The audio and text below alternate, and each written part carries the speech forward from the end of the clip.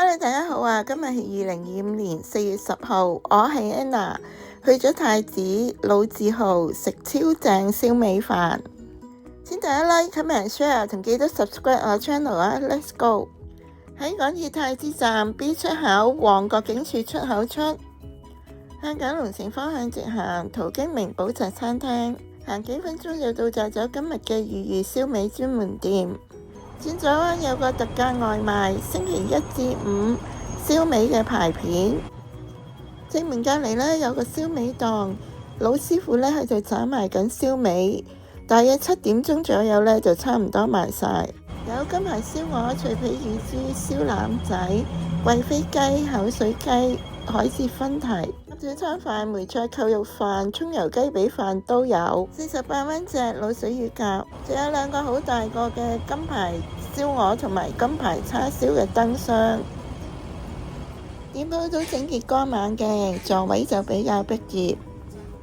晚餐呢原意想試下脆皮乳豬，但已經賣晒，就要咗呢個肥叉燒腩仔飯。值得一讚嘅呢就係呢個餸嘅老火靚湯，係赤小豆、扁豆、南北杏煲豬踭，材料呢十分之充足，又冇味精，火候控制得啱啱好。夏天去濕滋補之選。我嚟到呢大約6點零鐘都已經坐滿人啦。呢個燒腩仔呢皮呢相當之香脆，肉味呢又非常之夠，叉燒呢都肥瘦均勻，味道呢調校得啱啱好，燒得火候又夠。叉燒呢焦香之餘呢又好 juicy， 肉質都好腍滑。燒腩仔呢皮鬆脆，肉香，令人呢食完都回味嘅。